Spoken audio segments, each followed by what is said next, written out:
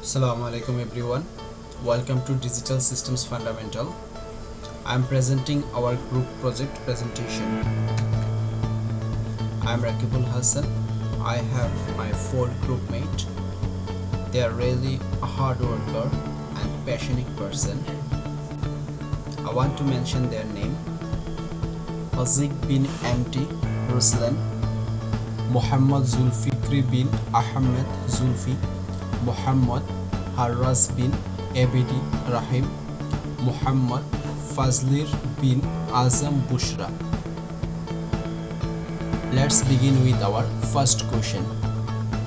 Bismillahirrahmanirrahim. Assalamualaikum warahmatullahi wabarakatuh. My name is Muhammad Fazlir bin Azam Bushra and I want to show you about how the 1-bit ALU circuit works. For question 1, we have 3 types of operation: addition, subtraction, and or and XNOR. For addition, we use the full header here, so we're able to add the carry from the previous adder to the next adder for the next bit when we build more than 1 bit. Same goes with the subtractor, except that we use borrow instead of carry. The multiplexer here is for the user to choose the operation, like the 0 for addition, 0 1 for subtraction, 1 0 for an operation, 0 1 1 for operation, and 100 for XNOR operation. Using the selector input after user choose the operation using the selector at the bottom of the multiplexer, then the output will be the answer of the operation we get. For example, that 1 plus 1 equals to 0, and then we carry the 10 in here, because 0 0 0 is add, so we get the add operation. We use the add operation for this circuit. And for the subtraction, we changed it by 0 0 1, like this: 1 plus 1, 1 minus 1 equals to 0. And this is our answer because 1 minus 1 in the subtraction is 0. And for the AND, we just change, and for the other operation we just change the number here in the operation selectors in the bottom of the multiplexer.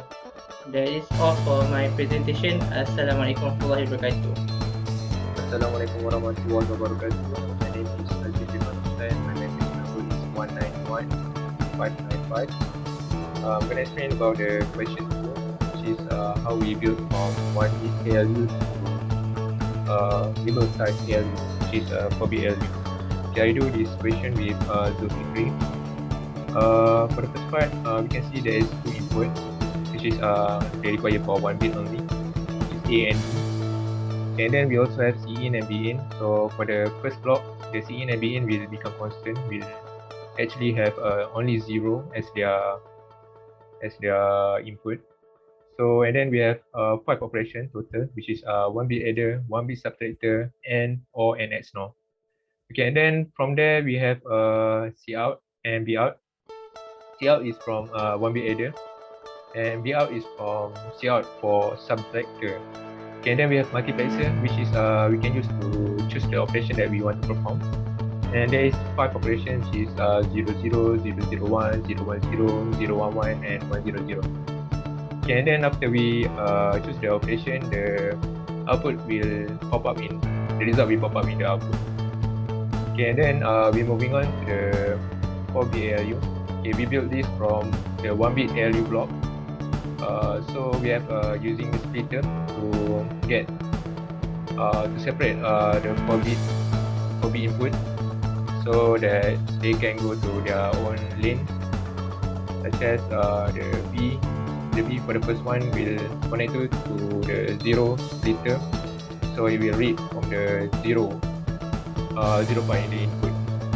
Okay, and then we have B in and C in. So this is just to ensure that we can, if we use the 4-bit ALU, we can use this as the block so that we can continuously use it to create a bigger ALU. Okay, and then we have operation, which is to choose the operation that we want to perform. We have 5 operations in total. And then we can see that we have 1, 2, 3, and 4 bit ALU because we trying to build a nibble size ALU, which is a 4-bit. And then we also use splitter to show the output. And then for the Cout, we can see that the Cout will be connected to the Cin, and Bout will be connected to Bin, and it will continuously do so until the last part, which is we're gonna output it as a Cout and Bout. So for the Cout, it's actually gonna combine with the output, because the add, we use Cout for add operation. So sometimes that it will give extra input. So for example, if we plus A and B, and we're gonna get the output will become 5-bit for the output. So we need the extra bit to make sure that we have 5-bit for the output. And the Bout is not really necessary, but we just put it there so that we can use this block to make a bigger ALU. That's all from me. Thank you.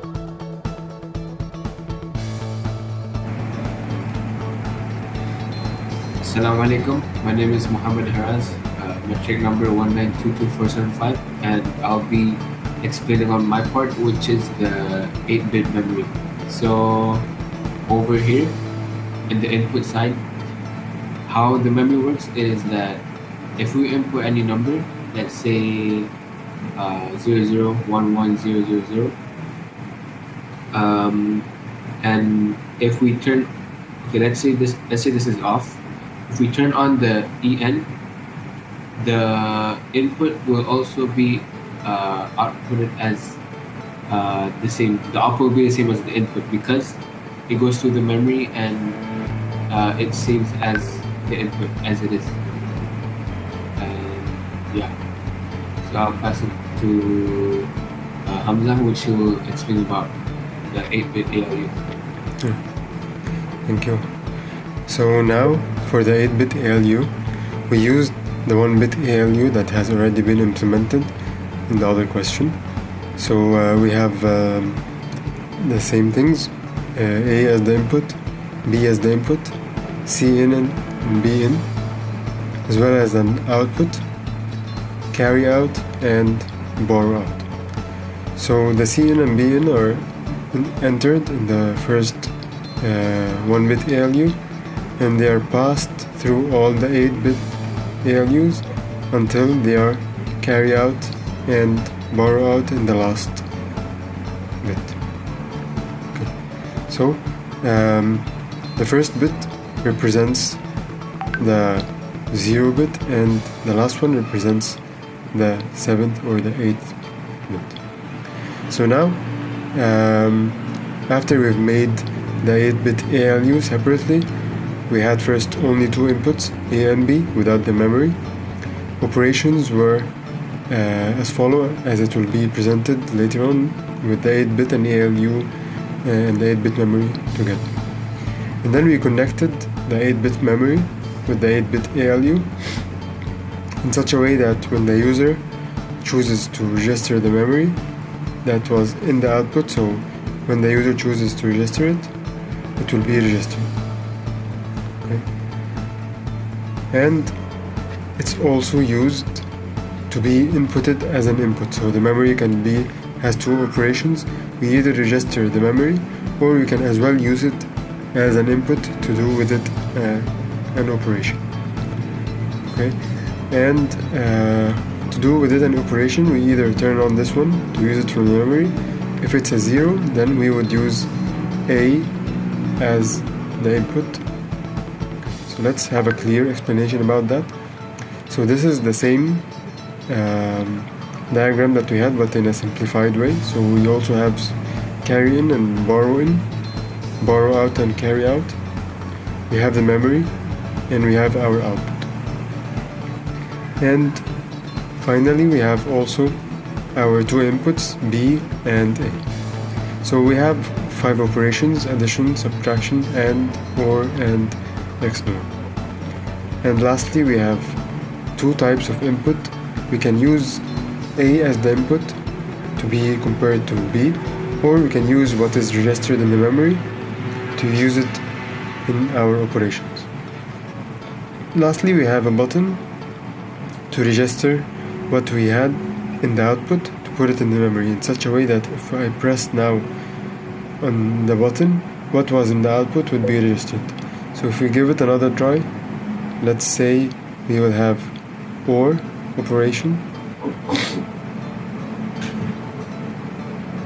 Okay, so now the OR operation is on.